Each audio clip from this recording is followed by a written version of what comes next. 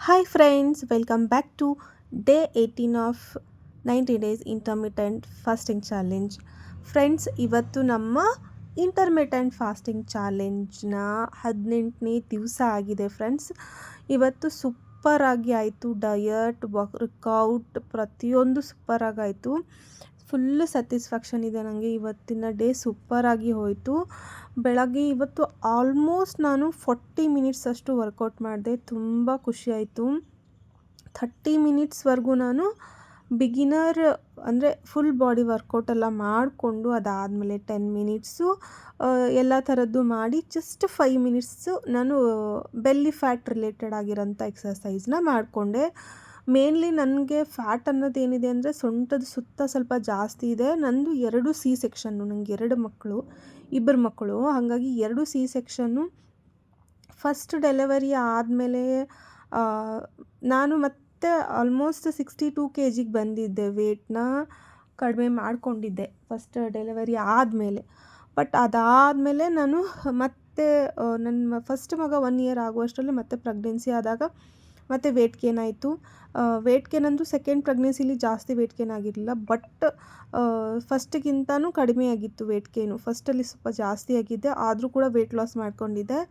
ಅದಾದಮೇಲೆ second delivery ಆದ ಒಂದು 6 ಮಂತ್ವರೆಗೂ ನಾನು ಕರೆಕ್ಟಾಗಿ ಇದ್ದೆ. ಅದಾದಮೇಲೆ ವೇಟ್ ಗೇನ್ ಆಗ್ತಾ ಹೋಗಿದ್ದು.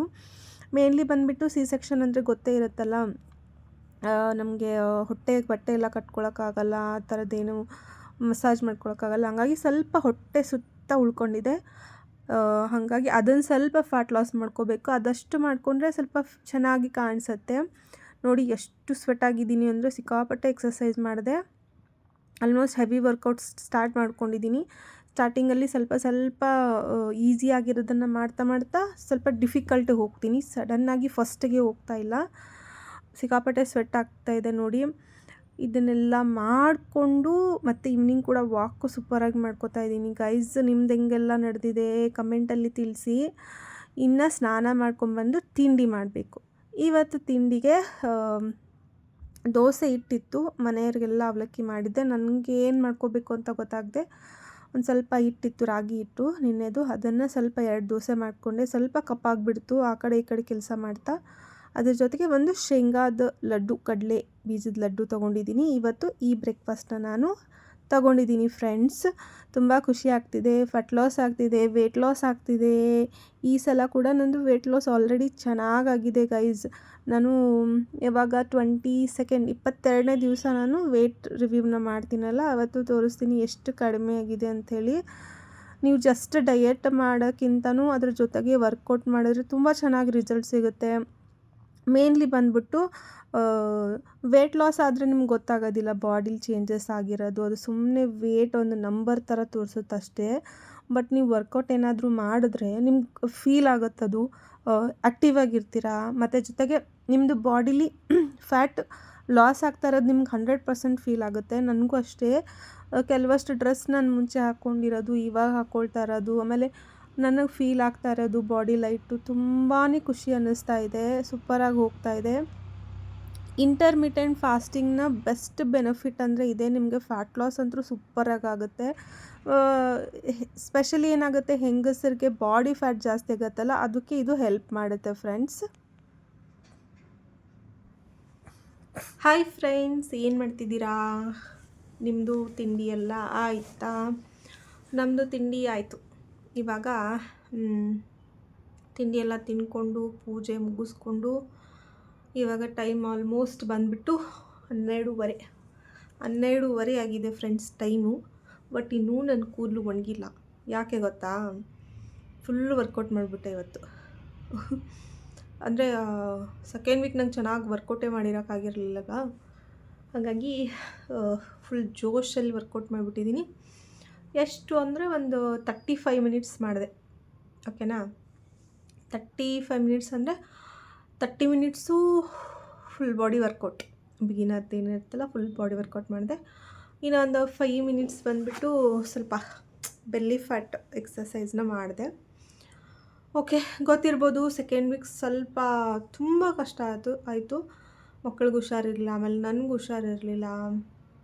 ಏನೂ ಚೆನ್ನಾಗಿ ವರ್ಕೌಟ್ ಮಾಡಿರಲಿಲ್ಲ. ಅದನ್ನೆಲ್ಲ ನಾನು ವೀಡಿಯೋನ ಅಪ್ಡೇಟ್ ಮಾಡಿದ್ದೀನಿ.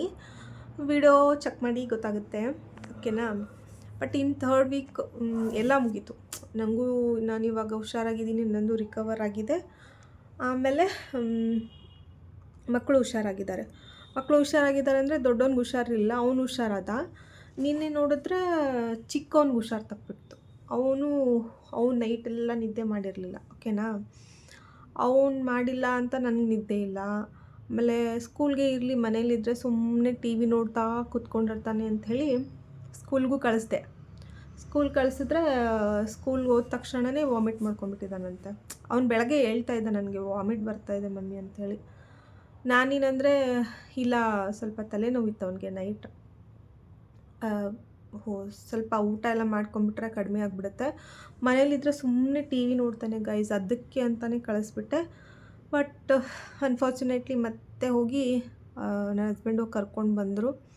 ಅವ್ನು ನಿನ್ನೆ ಮನೇಲಿದ್ದ. ಇವತ್ತು ಸ್ಕೂಲ್ಗೆ ಹೋಗಲ್ಲ ಅಂತ ಬೆಳಗ್ಗೆ ಒಂದೇ ಹಠ, ಅಳೋದು. ಸ್ಟಿಲ್ ಅವನ್ನ ಕಳಿಸ್ದೆ. ಆಮೇಲೆ ಚೆನ್ನಾಗಿ ನಡೀತಾ ಇದೆ. 3rd ವೀಕ್ ಚೆನ್ನಾಗಿ ನಡೀತಾ ಇದೆ. ನಂದು ಪ್ರಾಬ್ಲಮ್ ಏನಂತಂದರೆ ಇಲ್ಲೆಲ್ಲ ಫುಲ್ಲು ಹಸಿ ಆಗಿಬಿಡುತ್ತೆ, ಕೂದಲೆಲ್ಲ ಫುಲ್ಲು ವೆಟ್ಟಾಗಿಬಿಟ್ಟಿದೆ. ಹಂಗೆ ಬಿಟ್ಬಿಟ್ರೆ ತಲೆನೋವು ಬಂದುಬಿಡುತ್ತೆ ನನಗೆ. ಸ್ವಲ್ಪ ಮೈಗ್ರೇನ್ ಪ್ರಾಬ್ಲಮ್ಮು.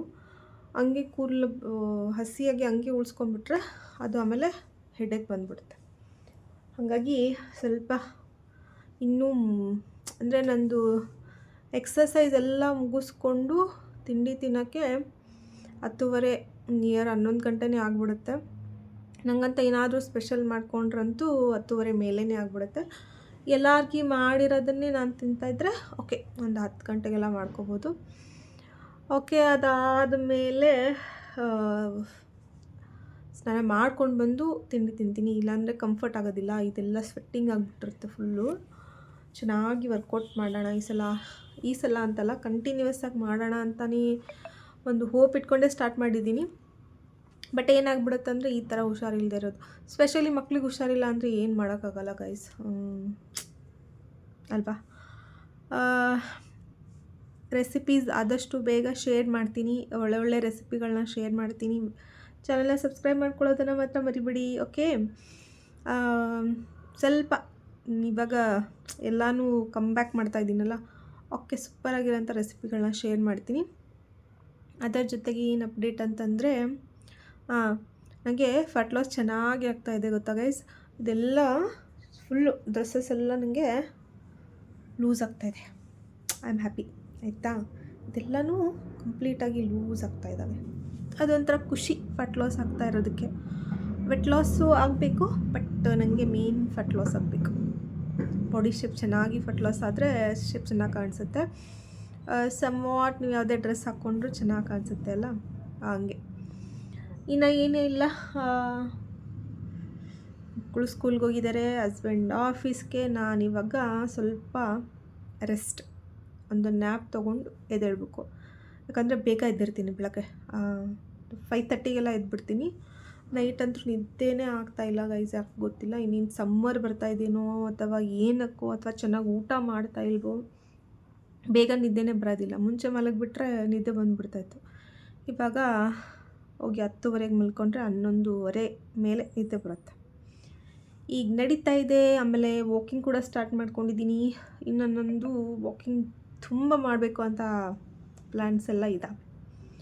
ಅಂದರೆ ನಾನು ಈವ್ನಿಂಗ್ 5:30ಗೆ ಫ್ರೀ ಆಗಿಬಿಡ್ತೇನೆ. 5:30ಗೆ ಫ್ರೀ ಆದರೆ ಆಲ್ಮೋಸ್ಟ್ ನಂಗೆ 6:30 ತನಕ ಏನೂ ಕೆಲಸ ಇರೋಲ್ಲ. ಬಂದುಬಿಟ್ಟು ಆಮೇಲೆ ಟೀ ಮಾಡಿಕೊಟ್ಟು ಅಡುಗೆ ಮಾಡಿದ್ರೆ ಮುಗಿಯುತ್ತೆ. ಆರಾಮಾಗಿ ನಾನು 5:30ಯಿಂದ 6:30ವರೆಗೂ ವಾಕಿಂಗು. ಒಂದು ಸ್ವಲ್ಪ ಔಟ್ಡೋರ್ ಜಿಮ್ ಇದೆ ನಮ್ಮ ಅಪಾರ್ಟ್ಮೆಂಟಲ್ಲಿ, ಅದನ್ನು ಸ್ವಲ್ಪ ಮಾಡ್ತಾಯಿದ್ದೀನಿ. ಬಟ್ ಅಪಾರ್ಟ್ಮೆಂಟಲ್ಲಿ ಜಿಮ್ ಇದೆ, ನನಗೂ ಹೋಗಲ್ಲ. ಯಾಕಂದರೆ ಟೈಮಿಂಗ್ಸು ಕೂಡ ಸೆಟ್ ಆಗೋಂಗಿಲ್ಲ. ನೋಡೋಣ, ಯಾವತ್ತಾದರೂ ಹೋದರೆ ನಾನು ನಿಮಗೆ ತೋರಿಸ್ತೀನಿ. ಇವಾಗಂತೂ ಸದ್ಯಕ್ಕೆ ಆಚೆ ಅಂದರೆ ಅಪಾರ್ಟ್ಮೆಂಟ್ ಪಾರ್ಕಲ್ಲಿದೆಯಲ್ಲ, ಅದನ್ನೇ ಒಂದು ಸ್ವಲ್ಪ ಮಾಡ್ಕೊಂಡು ಬರ್ತಾಯಿದ್ದೀನಿ. ಸ್ವಲ್ಪ ಕೂದಲು ಒಣಗಿಸ್ಕೋಬೇಕು, ಒಂದು ಸ್ವಲ್ಪ ನ್ಯಾಪ್ ತೊಗೊಂಡು ಎದ್ದೇಳಬೇಕು ಗೈಸ್. ಅದಾದಮೇಲೆ ಊಟ ಮಾಡೋ ಟೈಮ್ಗೆ ಮಕ್ಕಳು ಬಂದುಬಿಡ್ತಾರೆ. ಇಲ್ಲ ಒಂದು ಸರ್ತಿ ನಾನು ಅವ್ರು ಬಂದಮೇಲೆ ಊಟ ಮಾಡೋದು. ಯಾಕೋ ಗೊತ್ತಿಲ್ಲ, ಮಧ್ಯಾಹ್ನ ಊಟ ಮಾಡಬೇಕಂತಲೇ ಅನಿಸಲ್ಲ. ಬಟ್ ಹಾಗೆ ಖಾಲಿ ಇದ್ಬಿಟ್ರೆ ಆಮೇಲೆ ಜಾಸ್ತಿ ತಿಂದುಬಿಡ್ತೀವಲ್ಲ, ಹಂಗಾಗಿ ಊಟ ಮಾಡ್ಕೋತಾ ಇದ್ದೀನಿ. ಸಬ್ಸ್ಕ್ರೈಬ್ ಮಾಡ್ಕೊಳ್ಳಿ. ವಿಡಿಯೋ ಇಷ್ಟ ಆದರೆ ಇನ್ನೂ ಸೂಪರಾಗಿ ವೀಡಿಯೋಸ್ ಮಾಡ್ತೀನಿ. ಹೊಸ ಹೊಸ ಅಪ್ಡೇಟ್ ತೊಗೊಂಡು ಬರ್ತಾಯಿದ್ದೀನಿ. ಒಂದು ಹೊಸ ರೆಸಿಪೀಸ್ಗಳ ಜೊತೆ ಬರ್ತೀನಿ. ಹಾಗಾಗಿ ಸಬ್ಸ್ಕ್ರೈಬ್ ಮಾಡಿಕೊಂಡು ವಿಡಿಯೋನ ನೋಡಿ ಅಂತ ಹೇಳ್ತೀನಿ. ಇವಾಗೇನಿಲ್ಲ, ಸಣ್ಣ ನ್ಯಾಪ್ ತೊಗೊಂಡು ಎದ್ದೇಳೋದು. ಕೆಲಸಗಳಿದ್ದಾವೆ, ಬಟ್ಟೆ ಎಲ್ಲ ಹಾಕಬೇಕು, ಬಟ್ಟೆ ಮಡಚಬೇಕು, ಎದ್ಬಿಟ್ಟು ಮಾಡ್ತೀನಿ. ಅಷ್ಟೊತ್ತಿಗೆ ಮಕ್ಕಳು ಕೂಡ ಬರ್ತಾರೆ. ಮಕ್ಕಳು ಬಂದಮೇಲೆ ನಾನು ಏನೂ ಮಾಡಲ್ಲ, ಮಕ್ಕಳು ಕೆಲಸ ಅದೇ ಆಗಿಬಿಡುತ್ತೆ. ಸೊ ಇವಾಗ ನಿದ್ದೆ ಮಾಡೋದು. ಈಗ ಸ್ವಲ್ಪ ಕೂದಲು ಒಣಗಿಬಿಟ್ರೆ ಒಂದು ಸ್ವಲ್ಪ ನಿದ್ದೆ ಮಾಡಿ ಎದ್ಬಿಡುವ, ಓಕೆನಾ? ಆಮೇಲೆ ಇವತ್ತಿನ ರುಟೀನು, ತಿಂಡಿ, ಊಟ ಏನೇನಿತ್ತು ನಾನು ವಿಡಿಯೋನಲ್ಲಿ ಶೇರ್ ಮಾಡಿದ್ದೀನಿ ನೋಡಿ. ಓಕೆ, ಬಾಯ್. ಹಶ್ವೇ ಇರಲಿಲ್ಲ ಫ್ರೆಂಡ್ಸ್, ಹಾಗಾಗಿ ಸುಮ್ಮನೆ ಒಂದು ಚಪಾತಿ ತಿನ್ನಬೇಕು ಅಂತ ಒಂದು ಚಪಾತಿ ತೊಗೊಂಡಿದ್ದೀನಿ ಅಷ್ಟೇ. ಆ್ಯಕ್ಚುಲಿ ಹಶ್ವಿಲ್ಲ ಗೈಸ್, ಸುಮ್ಮನೆ ಊಟ ಮಾಡಬೇಕು ಅಂತ ಒಂದು ಚಪಾತಿ ತಿನ್ಕೋತಾ ಇದ್ದೀನಿ. ಇನ್ನು ಮಕ್ಕಳು ಬಂದುಬಿಡ್ತಾರೆ. ಒಂದು ಚಪಾತಿ ತಿನ್ಕೊಂಡು ಮಜ್ಜಿಗೆ ಇದೆ, ಮಜ್ಜಿಗೆಗೆ ಸಬ್ಜಾ ಸೀಡ್ಸ್ನ ಹಾಕ್ಕೊಂಡು ಒಂದು ಗ್ಲಾಸ್ ಮಜ್ಜಿಗೆ ಕುಡಿದ್ಬಿಡೋದು. ಇದೊಂದು ಚಪಾತಿ ತಿನ್ಕೊಂಡ್ಬಿಡ್ತೀನಿ ಅಷ್ಟೇ. ಹುರುಳಿಕಾಳದು ಮೊಳಕೆ ಬರೆಸಿದೆ, ಅದ್ರ ಜೊತೆ ಒಂದು ಚಪಾತಿನ ತೊಗೊಂಡಿದ್ದೀನಿ. ಹುರುಳಿಕಾಳು ಪಲ್ಯ ಮಾಡಿದ್ದೆ. ಅದಾದಮೇಲೆ ಒಂದು ಗ್ಲಾಸ್ ಮಜ್ಜಿಗೆ ತೊಗೊಂಡಿದ್ದೀನಿ ಸಬ್ಜಾ ಸೀಡ್ಸ್ನ ಹಾಕಿ. ಇನ್ನು ಸಮ್ಮರ್ ಬರ್ತಾ ಇದೆಯಲ್ಲ, ಸೊ ಸ್ವಲ್ಪ ಜಾಸ್ತಿ ಬಾಡಿನ ನಾವು ಕೂಲಾಗಿ ಇಟ್ಕೋಬೇಕು, ಹೀಟ್ ಜಾಸ್ತಿ ಆಗುತ್ತಲ್ಲ, ಹಾಗಾಗಿ ಸಬ್ಜಾ ಸೀಡ್ಸ್ನ ಹಾಕಿ ಈ ಒಂದು ಮಜ್ಜಿಗೆನ ಕುಡಿತಾ ಇದ್ದೀನಿ. ಇವಾಗ ಸ್ವಲ್ಪ ಜಾಸ್ತಿನೇ ಮಾತಾಡಿದೆ ಅಂತ ನನಗೆ ಅನ್ನಿಸ್ತು. ನಿಮ್ಗೇನಾದರೂ ಅನ್ನಿಸ್ತಾ ಹೇಳಿ, ಯಾಕಂದರೆ ನಾನು ಮಾತಾಡಲ್ಲ, ಯೂಸ್ವಲಿ ಜಾಸ್ತಿ ಮಾತಾಡೋದಿಲ್ಲ. ಅದು ಕ್ಯಾಮ್ರಾ ಮುಂದೆ ಸ್ವಲ್ಪ ಮಾತಾಡೋದು ಕಡಿಮೆನೇ, ಜಸ್ಟ್ ವಿಡಿಯೋ ಮಾಡಿ ವಾಯ್ಸ್ ಓವರ್ ಕೊಡ್ತಾ ಇರ್ತೀನಿ. ಬಟ್ ರೂಢಿ ಮಾಡ್ಕೊಳ್ಳೋಣ ಸ್ವಲ್ಪ ಮಾತಾಡೋದು ಅಂತ ಹೇಳಿ ಇವಾಗಿಂದ ಸ್ವಲ್ಪ ಸ್ಟಾರ್ಟ್ ಮಾಡ್ಕೊತಾ ಇದ್ದೀನಿ ಮಾತಾಡೋಕ್ಕೆ.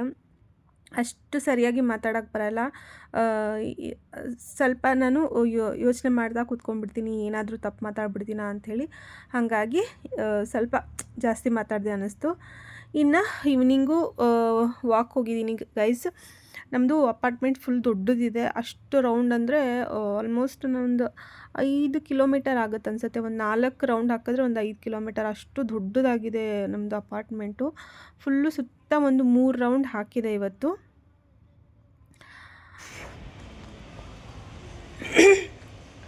3 ರೌಂಡ್ ಆಯ್ತು ಇವಾಗ. ಸೊ ಇನ್ನು ಸ್ವಲ್ಪ ಎಕ್ಸಸೈಸ್ ಮಾಡಿಕೊಂಡು ಮನೆಗೆ ಹೋಗ್ತೇನೆ.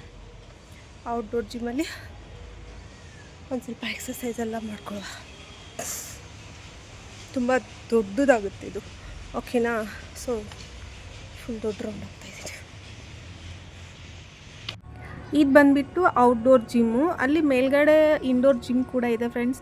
ನಾನು ಹೋಗಿಲ್ಲ ಯಾವಾಗೂ, ಅಂದರೆ ಅಲ್ಲಿ ಸ್ವಲ್ಪ ಜನನೂ ಇರ್ತಾರೆ, ನಮ್ಗೆ ಟೈಮ್ ಸೆಟ್ ಆಗೋದಿಲ್ಲ. ಹಾಗಾಗಿ ನಾನು ಇಲ್ಲೇ ಸ್ವಲ್ಪ ಕಂಫರ್ಟಬಲ್ ಆಗಿ ಹೊರ್ಗಡೆ ಮಾಡ್ತಾಯಿರ್ತೀನಿ. 3 ರೌಂಡ್ ಹಾಕಿದೆ ಫುಲ್ಲು. ಅದಾದಮೇಲೆ ಸ್ವಲ್ಪ ಎಕ್ಸಸೈಸ್ ಮಾಡ್ಕೋತಾ ಇದ್ದೀನಿ. ಇನ್ನು ಪ್ರತಿ ದಿವಸ ವಾಕಿಂಗ್ ಹೋಗಿ ಎಕ್ಸಸೈಸ್ ಕೂಡ ಮಾಡ್ಕೋಬೇಕು ಅಂತ ಹೇಳಿ ಪ್ಲ್ಯಾನ್ ಇದೆ. ಸಂಡೇ, ಸ್ಯಾಟರ್ಡೆ, ಸಂಡೇ ಸ್ವಲ್ಪ ಆಗದೆ ಇದ್ರೂ ಹೋಗೋಣ ಅಂಥೇಳಿ. ಇನ್ನು ನೈಟ್ ಡಿನ್ನರ್ಗೆ ನಾನು ಇಲ್ಲಿ ಒಂದು ಚಪಾತಿ, ಮಧ್ಯಾಹ್ನ ಚಪಾತಿನೇ ಸೊಪ್ಪು ಪಲ್ಯ ಮಾಡಿದ್ದೆ, ಅದರಲ್ಲಿ ರೋಲ್ ಮಾಡಿಕೊಂಡು ಜಸ್ಟ್ ಒಂದು ಚಪಾತಿನ ತಿನ್ಕೋತಾ ಇದ್ದೀನಿ ಗೈಸ್. ಅದ್ರ ಜೊತೆಗೆ ಸ್ವಲ್ಪ ಸಲಾಡು. ಇದಾಗಿತ್ತು ಇವತ್ತಿನ ವಿಡಿಯೋ ಇಷ್ಟ ಆದರೆ ಲೈಕ್, ಸಬ್ಸ್ಕ್ರೈಬ್ ಮಾಡೋದನ್ನು ಮಾತ್ರ ಮರಿಬೇಡಿ. ಇನ್ನು ಸೂಪರಾಗಿರೋಂಥ ರೆಸಿಪಿಗಳನ್ನ ಶೇರ್ ಮಾಡ್ತೀನಿ. ಸ್ವಲ್ಪ ಇವಾಗ ಟೈಮ್ ಸಿಗ್ತಾಯಿಲ್ಲ, ಆಮೇಲೆ ಸ್ವಲ್ಪ ನನಗೆ ಕೆಲಸಗಳಿದ್ದಾವೆ, ಅದೆಲ್ಲ ಮುಗಿಸ್ಕೊಂಡ್ಮೇಲೆ ರೆಸಿಪಿಗಳು ಕೂಡ ನಾನು ಶೇರ್ ಮಾಡ್ತೀನಿ. ನೋಡಿದ್ರಲ್ಲ, ಇವತ್ತು ಡಯಟ್ ಸೂಪರಾಗಿತ್ತು, ವರ್ಕೌಟ್ ಕೂಡ ತುಂಬ ಚೆನ್ನಾಗಿತ್ತು. ನಿಮ್ಮದೆಲ್ಲ ಹೇಗಾಗ್ತಾ ಇದೆ? ವೆಯ್ಟ್ ಲಾಸ್ ಆಗ್ತಾ ಇದೆಯಾ? ಏನು ಅಪ್ಡೇಟ್ ಅಂತ ಕಮೆಂಟಲ್ಲಿ ತಿಳಿಸಿ. ಏನಾದರೂ ಚೇಂಜಸ್ ಮಾಡ್ಕೋಬೇಕಾ ಅದನ್ನು ತಿಳಿಸಿ. ನೀವು ಇಂಟರ್ಮಿಟೆಂಟ್ ಫಾಸ್ಟಿಂಗ್ ಫಾಲೋ ಮಾಡ್ತಾ ಇದ್ದೀರಾ ಅಥವಾ ನಾರ್ಮಲ್ ಡಯೆಟ್ನ ಫಾಲೋ ಮಾಡ್ತಾ ಇದ್ದೀರಾ? ಏನೆಲ್ಲ ಚೇಂಜಸ್ ಆಗಿದೆ ಅಂತ ಹೇಳಿ ನನಗೆ ಕಮೆಂಟಲ್ಲಿ ತಿಳಿಸಿ. ವಿಡಿಯೋ ಇಷ್ಟ ಆದರೆ ಸಬ್ಸ್ಕ್ರೈಬ್ ಮಾಡಿಕೊಂಡು ವಿಡಿಯೋನ ನೋಡಿ, ಹಾಗೆ ಲೈಕ್ ಕೊಡೋದನ್ನು ಮಾತ್ರ ಮರಿಬೇಡಿ. ಇದು ಇವತ್ತಿನ ಒಂದು ನನ್ನ ರೂಟೀನ್ ಆಗಿತ್ತು ಫ್ರೆಂಡ್ಸ್. ವರ್ಕೌಟ್ ಮಾಡಿ ಅಂತೂ ನನಗೆ ಸಿಕ್ಕಾಪಟ್ಟೆ ಖುಷಿ ಆಗಿಬಿಡ್ತು. ಒಂದು ದಿವಸ ಮಿಸ್ ಮಾಡ್ದೇ ಮಾಡಬೇಕು ಅಂತ ಹೇಳಿ ಅಂದ್ಕೊಂಡಿದ್ದೀನಿ. ನೋಡೋಣ ಹೇಗೆ ಹೋಗುತ್ತೆ. 90 ಡೇಸಲ್ಲಿ ಎಷ್ಟು ದಿವಸ ವರ್ಕೌಟ್ ಮಾಡ್ತೀನಿ, ಎಷ್ಟೆಲ್ಲ ವೆಯ್ಟ್ ಲಾಸ್ ಆಗುತ್ತೆ ಅನ್ನೋದು ಪ್ರತಿಯೊಂದನ್ನು ನಿಮ್ಮ ಜೊತೆ ಶೇರ್ ಮಾಡ್ತಾನೇ ಇರ್ತೀನಿ. ಅದರ ಜೊತೆಗೆ ವೆಯ್ಟ್ ಲಾಸ್ ಕೂಡ ಆಗ್ತಾ ಇದೆ, ಅದಕ್ಕೂ ಖುಷಿ ಇದೆ ನನಗೆ. ಹಾಕಿರೋ ಎಫರ್ಟ್ಗೆ ನಮಗೆ ರಿಸಲ್ಟ್ ಬಂದಾಗ ಸಿಕ್ಕಾಪಟ್ಟೆ ಖುಷಿ ಆಗುತ್ತೆ. ಹಾಗಾಗಿ ನನಗೂ ಕೂಡ ಖುಷಿ ಇದೆ, ಮಾಡೋದಕ್ಕೆ ಒಂದು ಮೋಟಿವೇಶನ್ ಸಿಗ್ತಾ ಇದೆ ವೆಯ್ಟ್ ಲಾಸ್ ಆಗ್ತಿರೋದಕ್ಕೆ. ನೀವು ವಿಡಿಯೋನ ನೋಡಿ ನಿಮಗೂ ಒಂದು ಮೋಟಿವೇಶನ್ ಸಿಗುತ್ತೆ. ನೀವು ಕೂಡ ಆರಾಮವಾಗಿ ಈ ಸಮ್ಮರಲ್ಲಿ ಆರಾಮವಾಗಿ ವೆಯ್ಟ್ ಲಾಸ್‌ನ ಮಾಡ್ಕೋಬಹುದು. ಇದಾಗಿತ್ತು ಇವತ್ತಿನ ವಿಡಿಯೋ. ವಿಡಿಯೋ ಇಷ್ಟ ಆದರೆ ಲೈಕ್, ಸಬ್ಸ್ಕ್ರೈಬ್ ಮತ್ತೆ ಸಿಗ್ತೀನಿ. Take care. ಬಾಯ್ ಬಾಯ್.